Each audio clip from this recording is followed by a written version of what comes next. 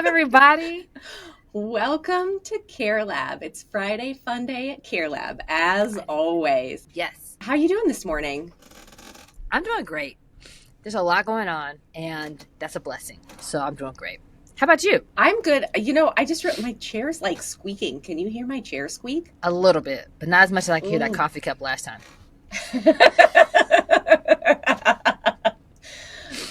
Ooh, I'm a mess. My sound is a mess. What's wrong with me, Brandy? I got coffee cups. I got squeaky chairs. I'll get better every time. I promise. Always Can a I tell learning you? game. Can I tell you a funny story from this morning? Absolutely, yes. Or something I think is funny. So a lot of times when my kids wake up in the morning, like they get themselves up, they get dressed, they like to watch a little TV in the morning. I'm fine with that. But my ask is that before you turn on the TV, you make sure your book bags are packed, you get yourself some breakfast, like you've got all your stuff together. So that when I'm coming down the stairs, coming in hot, saying, okay, it's time to go. Then you can walk out and get in the car. We can all just go. Right. So earlier in the week, I came down, their TV's on. It comes to pass that all of the other things are not done. Not. We're trying to anyway, it was a mess. We made it. But I was like, okay, guys, no TV the rest of the week. Boys are disappointed, but honestly, they're good kids. They're going to live, and they're good kids. They actually, for the most part, if I say like, know this or know that, they generally like follow instructions, and they won't like it, but they'll do it. Yes. So I come down this morning, and we've got like a little room off of our kitchen that's got the TV in it and couch and stuff. And I see that door is closed. I'm like, are they watching TV in there? I open the door and I look at them, and they're both sitting on the couch and they're staring at the TV. And I go, guys, I said no TV. And then I look at the TV and it is not on. I don't.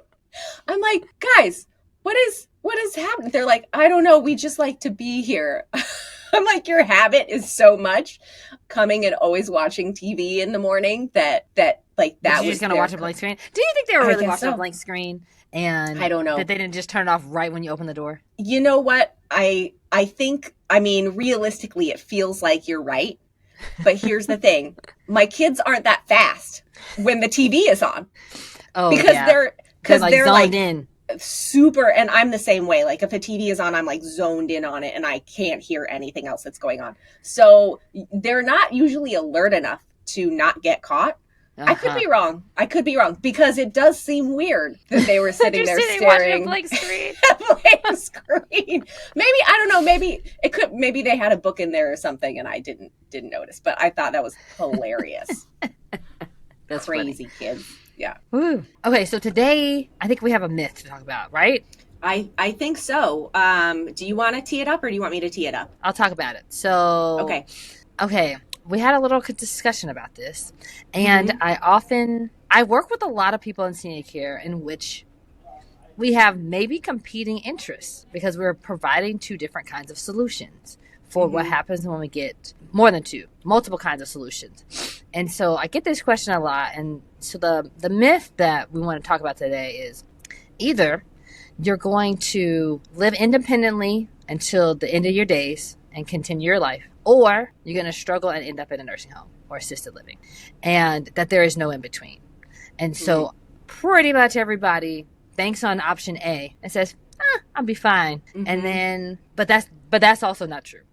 Like everybody, the stats show that everybody needs some level of help, right? It just depends on where you get it from. So what I wanted us to talk about today is why is that not true? And also what's the gray space that we're avoiding? Yeah. Sound good? I think that sounds great. I think that's a really interesting question too, because I do think, just as humans, I think we like two choices and we like to see things in black and white. And for there to be like a really clear distinction between like choice A and choice B, and we don't love gray area, and of course that's where most of life actually happens. But yeah, this like kind of black and white distinction that we have when we think of aging for our loved ones or for ourselves is either I'm going to live independently till the end of my days, dancing on tabletops until I die in my sleep, or I'm going to end up in a nursing home. And no one wants the latter. We all just hope for the best, for the first former. Yeah. But you're completely right. The fact is that for most people, we will end up in that gray area. And there are actually good ways to do that and plan for that in a way that helps you to live your life closer to what you're thinking of in choice A than what you want in choice B, right? Yeah, exactly. So what's the kind of the first way that you start thinking about some of these different choices if you're in conversation with someone about it? I think it all depends. I think the way I like to think about it is in stages. And so the thing that everybody's trying to avoid is going to a nursing home, right? But there are levels to all this, right? And so I think maybe if we start at the highest level of care, work our way down to the ways that we can make it more actionable, that would make most sense. So nursing home level Maria of care, let's just make a definition. As Maria, the former nun from Sound of Music says, let's start at the very beginning. Okay. A very good place to start. At the very beginning. Exactly. Sound of Music is one of my favorite movies. Nobody would know is that. Is it really? Love it. Me too. I love musicals. Oh my gosh, me too. Yeah. How did I not know that about you before? I don't know. I don't know, but I do love them. Okay. All right. Sorry. Continue. Derailing us. Okay, I was on my whole high horse about giving. Listen, that's my job. That's my job here. Okay, so let's first say what is nursing home level care, because let's have our right definitions. You need a nursing home if you need 24/7 care, medical care. Okay, so that's technically what's supposed to happen in a nursing home. You are fragile enough that you need a nurse on staff, and you need caregivers around, and you need the doctor to come to you because of your medical condition. Oftentimes that seems like somebody who can't get out of the bed and has a lot of wounds or is on an IV or some kind of medical device that keeps them needing medical level of care. Now, that's the definition. What ends up happening in practice sometimes, though, is that people who don't have enough support and in their homes or in their places where they live end up in nursing homes because there is support all the time. And they have enough medical conditions, because we all do by the time we get a certain age, that it gets qualified in nursing home care. But it's mostly about having somebody around all the time. Not so much about they're so medically fragile that they need, a nurse and a doctor on staff. So that's nursing home level of care.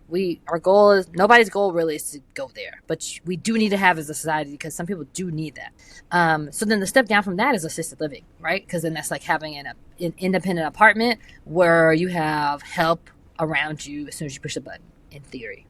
And so that's a great idea. And a lot of assisted livings feel like a cruise ship on land. There's activities, there's stuff to do, there's community. They're so good. I want to move in now. They're usually nice and new, and your meals are made for you and stuff. So depending, there's levels to all that, but that's the general philosophy there. Challenge, though, is while you might be willing to move there, it costs a lot of money. Like the average in Missouri is $5,000, and that's Missouri. That's the average. What I hear from the coast and other places that is 8, 10, easy a month. I'm talking about, and go ahead. And keep in mind that cost does not, again, when we say assisted living, that means usually a pretty minimal level of assistance, and that can vary depending on the community that you're living in. So assisted living might mean that they're helping you with your cleaning, your laundry, and they provide meals. But it doesn't necessarily include assistance with toileting, bathing, dressing. A lot of times those are add-on fees that you have to be able to pay. Again, it depends on the community, but these are good things to know and ask about. Exactly. When you get sold a bill that says oh, you have assistance around you all the time, that is true, but you're also going to pay extra for that. So the reality is most people in America can't afford that, right?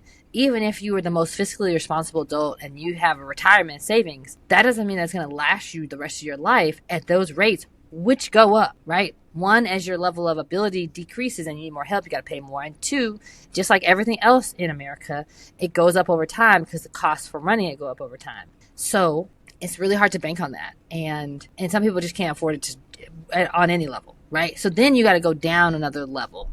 What would you say is before an assisted living? Before an assisted living, but you need assistance. You need some assistance. You need to make life easier, but you can't afford assisted living. Well, I would say trying to have some assistance come into your home. Is that where you were going?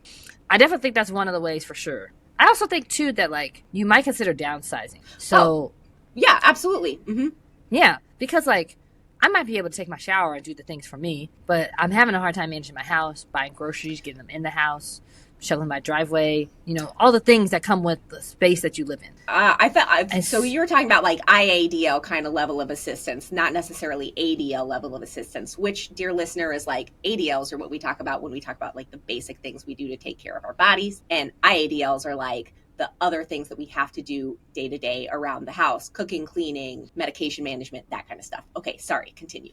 Yes, and yes. Also, changing where you live at could be a good way to make your ADLs easier too, your regular basic stuff. Because if at your house you have a tub shower and you can move into a senior apartment, you're not getting any services from this apartment. It's just an apartment, but it's smaller. It has a walk-in shower. You have less space to walk, and so maybe that's helpful to you.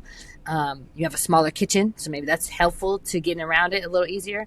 That might make your everyday stuff easier to do without adding a person to come help you. So I would say that that's another solution, another way to maintain your level of independence without necessarily going to a nursing home or assisted living. That's such a good point. And I think that can be one of the really hard decisions for people to make, actually, because we get really attached to our homes. We get attached to our neighbors and our communities, and we're afraid to move and give those things up. And of course, absolutely, that's always part of the consideration. Sure. But going to a smaller space, moving into a condo or an apartment or something like that, that's just more manageable, that might be set up better for you, is a really strategic way to allow yourself to continue to be independent for longer. Hey there, it's Emilia. Listen, I am so thrilled to have a great resource like Ask Sammy as part of the Care Lab team, and here's why. It's a game changer for aging in place because it makes it so simple. All you do is ask. Just type in your question or even tell Sammy what the problem is and get tailored solutions. Everything from innovative adaptive equipment to comprehensive resources. It's a great way to become more empowered, to live more independently, and to live with greater confidence.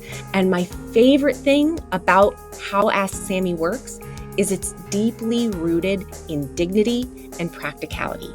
So whether you're a fellow therapist, a care partner, or someone who's seeking solutions for themselves, visit www.asksammy.com. We're going to link it in the show notes so you can find it there. Start making home more accessible today.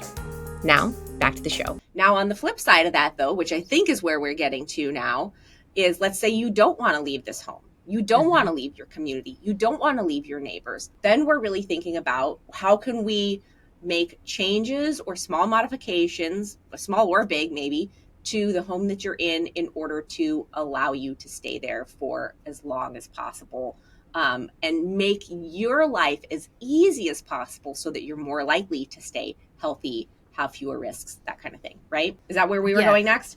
That is where we're going next. But before we go there, I just want to put one more. I think that moving to a senior apartment is overlooked as a strategy, but in real life, even though you could give up a lot, it could help you in the long run. So like maybe you considering the financial cost of like my home is paid for and now we'll go to an apartment that I got to pay monthly for. Well, if you consider buying a condo, it's probably cheaper than the house that you have, and you can sell your house and still have the money that you need to live into retirement and have a place that you're not paying rent on. And also, if the rent that you're paying at the senior apartment ends up being like less than what the paying a caregiver to come to your house is, and to pay somebody to cut your grass and to pay somebody to shovel the snow, like you got to put all those costs in. And so I just want to make sure that people think through that in its entirety, to see that like it really could be a viable option. And we have a lot more housing stock in the apartment range, even if it's not a senior apartment, than we do in assisted living or caregivers to come to your house. That's just like the exclamation point I want to put on that for thinking for the future. If you're listening to this, thinking about yourself in the next 10, 20 years. I think that's a really, really good point. I'm glad you talked about that because you're right. I think that is like an overlooked option for folks. And I kind of want to zero in on a kind of a niche of that a little bit more, which is like, as you said, senior living apartments. There are lots of apartments, there's condos, there's other ways to downsize, but there are like specific senior living apartments and communities that are not the same as like being an independent living community or assisted living or something like that. It literally could just be like a 55 plus, condo community or apartment community or whatever it is. And that can be great for things like socialization, because you're around other folks of your own age who might share the same interests as you. And socialization, we know, is really important for mental health, for our physical health, for fall prevention, for all kinds of things. Like socialization is crazy important. What I would always want people to know, though, if they're looking into something that is called, 55 and up, senior living, whatever it is, slapping that name on something does not necessarily mean that they built those apartments or those condos or whatever it is in a way that is accessible. Facts. And so, and sometimes there can be a premium that is placed on having that name, be on that community or that complex or whatever it is. So there are some what are some things, I realize I'm getting us a little bit off track here, but what are some things that we think people should look for if they're like, okay, I'm going to move into this 55 plus, apartment community or condo community, and it says 55 plus, says for seniors, so it must be built for me to age in place there. It's got to be designed that way, right? What are some things that people should look for to actually make sure that it was more intentionally designed for safe aging? Yeah. So what you're saying is, what are the things you need in order to stay living in that place for a long time, right? Because if you do the effort of moving from your house to this apartment, you want to stay there a long time, right? You don't want to be forced to move somewhere else unless you really do need more care, not just because your environment. So I would, make sure. So I'm going to start from the beginning. Make sure that there's no steps to enter this building. That seems basic, but there's lots of places that have steps to enter the building. So, lots. Yep, lots. Even if it's one or two, it still counts. Zero. There need to be zero steps to enter that building. And they need to have a ramp available if there are steps, and that is accessible to you. And then there needs to be an elevator. Not all buildings have elevators. And so, because not everybody can get on the first floor. I've been to many senior apartments that don't have elevators. So it needs an elevator. Then when you get into your own apartment, you want to have a walk-in shower in there instead of a tub. And you also want to make sure that the doorways are wide enough, meaning at least 30 inches. 30 is the minimum, so don't go no lower than that. But it needs to be at least 30 inches wide so you can get a device through there if you should need to use one in the future. Not just the front door, but the doors to the bathroom, the doors to the bedroom, the hallway, inside your apartment. Those would be the things I would be like, a must. There's all kinds of nice to haves, but those would be like my must. This apartment needs to have these things. Okay, here's a couple of things that I would add to that. And I'll preface this by saying, I think that when I say that, some people are going to be like, wah, wah, but I have a really good reason for making these recommendations. So, okay. So it is actually better. And I know it feels less high end, but you would rather not have a glass enclosure around that walk-in shower. And the reason is because glass enclosures around those walk-in showers make it much more difficult to, if you ever need some kind of equipment in there to keep you safe, it makes it much less likely that you're going to be able to put that in there. Yep. If you ever need a grab bar installed in order to get into that shower, it is very, very difficult in most shower layouts to properly get a grab bar installed somewhere where you can use it with a glass shower enclosure. It's not impossible. I'm not saying it's impossible. It can depend on like door swing and where the door is and all these different factors. So I'm not saying it's impossible, but it's much easier if you have a shower curtain. That shower curtain is not going to stop you from putting grab bar wherever it needs to be. Yeah. Totally. And you open it all the way up. You have the full width of the shower to get in and out and put stuff in and have help. Yep. So I realize that that is wildly unpopular, but it is a really important consideration for long-term use and access.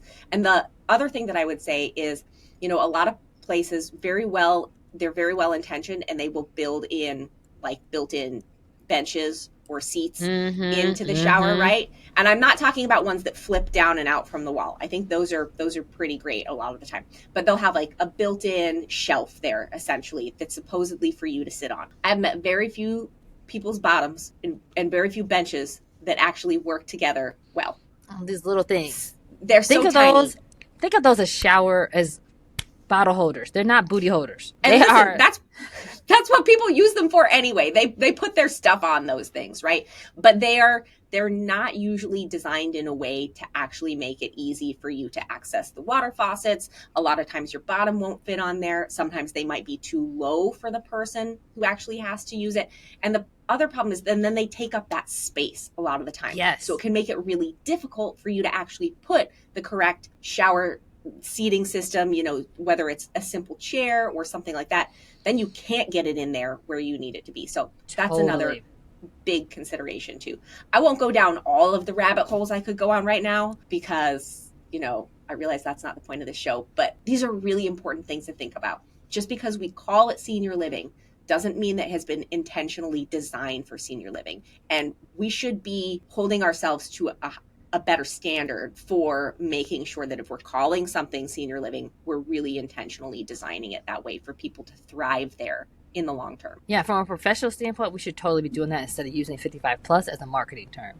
But for you looking for a place, you should say hey, you tour it, you realize they have a built-in shower that's not going to work, built-in shower seat, not going to work for you and not going to make it available for a shower chair, and the doorways are too narrow, and you leave the place and say, are you going to rent it? You'd be like, no. And then you can tell them why and say, hey, it's not accessible. And they're like, you're walking right now. It's like, yeah, but I might not be walking every day forever. So I'm planning for the future, and this is supposed to be a senior plus building, and you ain't even thought about that. So bye.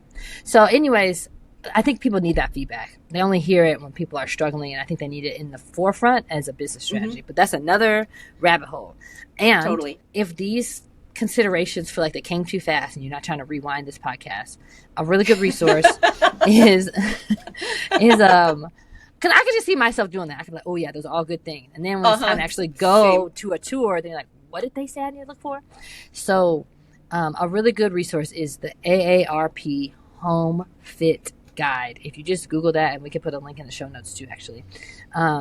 It goes through all the rooms in the home, but you could think about it specifically for entrances and exits for apartments and look at the bathroom section for the apartment, and it will tell you all the things that we just said. That is awesome. That's a great tip. And yes, we will go ahead and link that in the show notes so that you don't have to hit rewind over and over again. Over and over again. Yes. Over and over again. And you can just go straight there if that's something that you're looking for. Okay. What's the next step that we're getting to here? Okay. Now we're going back to, moving into an apartment is not a thing I'm trying to do for any number of reasons. I want to stay home. How can I do that? So we want to take a look at our current existing home the same way that we sort of walk through that apartment with a not meanly critical, but a objectively critical eye, saying, okay, what are some things here that if I had to use a walker, or if maybe I wasn't getting around as well as I normally was, or normally am right now, where might there be some barriers? So we can, and really thinking about those rooms, because we have to prioritize here.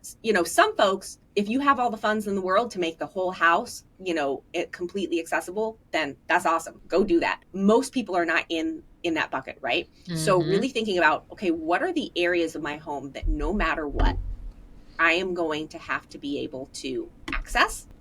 It's going to be the kitchen, the bathroom, your bedroom. At a minimum, right? And then really starting to take a look at how wide are these doorways? How wide are the entrances into places besides doorways, right? Like sometimes you might be walking into your kitchen. There's not necessarily a doorway there, but is it wide enough for you to get through if you had to use something? Is there space to maneuver and turn if you had a walker or a cane or something like that? Taking those same considerations into place for your bathroom. Now, here's where sometimes this gets a little bit trickier in someone's individual home and with you as an individual, because homes are already built and you as an individual have particular desires or concerns or things that are going on with you. Sometimes we can't always apply the exact same concept in every single house to get the outcome that you want. And that's when it's really valuable to work preemptively with an occupational therapist first, to have them really go through all of those areas with you, sit and listen and put together a plan that's going to work for you now and then in the long term. And then work with them again as that any construction work that you might need continues. On the other side of that, the occupational therapist might also be able to help you avoid doing any construction work, because sometimes we assume that home modification or accessibility just always has to do with construction. And of course, It doesn't a lot of the time. Sometimes it's just it can be about having the right equipment, changing maybe the way a certain task is done, but having a plan in place for that before you need it saves a whole lot of stress and will help you to actually stay there where you are, hopefully for as long as you want. Exactly. Care Lab listener, I have a question for you. If someone you love was going to hire a caregiver, what qualities would you want that caregiver to have? You probably want them to be reliable, trustworthy, kind maybe, just a generally dependable good person, right? Second question, would you also want them to be trained? I'm going to guess the answer is an emphatic yes. Okay, third and final question for you. Do you think it matters who provides that training? Like, is it cool if it's just anybody? Or would you want that person providing the training to be a qualified expert? Assuming you do, in fact, love this person that needs a caregiver, you probably want the expert, right? Well, that's what Higher Standards Caregiver Training does. Higher Standards Caregiver Training provides 100% occupational therapist-led training for caregivers. Caregivers get taught everything from gold standard foundational skills for transfers and activities of daily living, all the way up to how to deal with specific diseases, injuries, and illnesses. And most importantly, they are taught these things in a practical way that enhances the participation of the person being cared for. And it protects the safety of everybody involved. Why? Because everybody deserves a higher standard. Find a course for individuals or learn about training for care organizations at higherstandardscaregivertraining.com.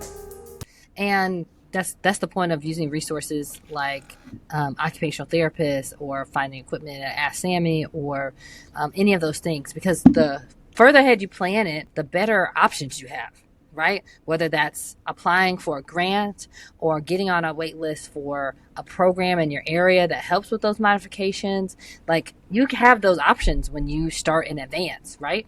As long as you meet whatever those requirements are. Or maybe you're going to do the remodel. You can buy some of these things in individual, over time, and then be like, okay, I got all the kind of grab bars I like. They match my decor. They're functional. Now I'm going to pay the contractor. We're going to do this change. Like, make a plan and let's execute a plan. So I think at this stage we should talk about, okay, yes, maybe my house is accessible and I'm going to stay living there or in the place wherever I live, but it's just unavoidable. I need physical help. I need somebody to help me. I think we should talk about like a couple of ways that you can get a person to help you. What's the first thing you think? So there are more options for this than we think. And I'm going to kind of like bundle into different buckets or groups here. So obviously there's paid assistance that you can get to come in. In some ways, that's like the easiest phone call to make, right? Because if you're willing to pay for something, you can usually find someone to come and do that for you. That's called in-home care. That's called in-home care. This is usually going to be non-medical care, so insurance is not going to cover it. What I would say is that there are some programs, for example, like PACE programs, are really amazing programs that are funded by both Medicaid and Medicare, that can allow people to stay in their homes and get all of their care in home, including both medical and non-medical. And so like those are really great. But so there's this paid bucket and professional bucket, and then there's our community services bucket. So how are we building our community in terms of our relationships of people who might be able to step in and provide some assistance, even with things as simple as, do you have a neighbor who's willing to help you get your garbage to the curb? You know, do you have a friend who's willing to come and take your dog for a walk or can help drop off your groceries? And then also thinking about what are the community centers in our communities. Like, are there senior resource centers that maybe are able to tie in things like respite care or daily companion care that someone might need? And a lot of times those services can be provided at low cost, or they can be provided free because sometimes they're volunteer services. So there are kind of options like that as well. What else would you add to that, Brandy? Let me tell you a small story. Okay. My former neighbor, Mr. J, I can say that because he passed away not too long ago. But over like 2 or 3 years ago, he was already thinking about moving to assisted living. And one of his primary things was, he lives in a big house by himself. And we're in an oldish neighborhood with old trees, and we get a lot of wind and the tree limbs break. And he already has services for grass and shoveling and all that stuff. And he was like, well, I'm worried that I'm not going to be able to take these to the back. We have a creek in the back, and like drop them off the back and move them. And I was like, that's not a reason for you to move out, Mr. J. Do you see how many kids I got in this house? Do you know how many? What we could do? We come out and walk our yard after a storm, and we drag the limbs. We can just drag your limbs to the back. It's really literally no problem, And so like that's just an example of like it bothers me less than zero to do that. But that was bothersome enough to him that he was thinking about moving out. And so you should really think about your community as a whole and don't feel ashamed to like at least talk about the things you're concerned about, because you never know what people might volunteer to do. So I think that's a really good sort of way to segue into this idea that we really have to rely on each other as neighbors and as communities, whether we like it or not, because there just aren't enough people to go around to do all of these jobs professionally. And frankly, there's not enough money to go around to do all of these jobs professionally, that would allow all of that to get done. So when we talk about like, the baby boom population growing older and this like mushroom of older adults that we're going to have demographically in our society, one of the ways that we are going to have to solve this is through community. And that doesn't 100. Mean that we're that younger people are helping older people and those older people are not able to help the younger people. No, that's not what that means at all. Like do you have an older adult who's a neighbor who maybe they need help, picking up some tree limbs from time to time, but they're totally capable of, could they watch your kids after school if you're running late? We have to think about how we work together as communities and build relationships with each other. And ultimately that makes everyone's lives better and stronger and richer, right? But we have to be intentional about that. Yeah, exactly. You make a plan for that, or like build community. I think the myth that we started out with was that you're either gonna live your whole life perfectly fine and die in your sleep, which is everybody's goal, or you're going to struggle completely and go to a nursing home and die a horrible death, right? And the reality is it's in the middle. And so most people are going to end up in the middle. There's a few people on either end, but most people are going to end up in the middle. And because of that, what we're also saying is everybody's going to need some level of help. So you should just expect that. And so if you expect that instead of just wishing for option A, then you're going to be able to build community, because you know what, you're going to see somebody who's 10, 15 years older than you, and you'll be like, you know what, it's really no big deal for me to pick up a few extra groceries when I go every week, and it's a big deal for them to go, so you know what, let me just offer. I'm just saying, you put those things out, you get those things back in return, and you think about it as a communal effort, which is antithetical to American society, because we're all about independence at all costs, right? And I don't think that anybody's life actually functions that way, even though we create this high ideal that it should be that way. Which leads me to the next idea about having more help.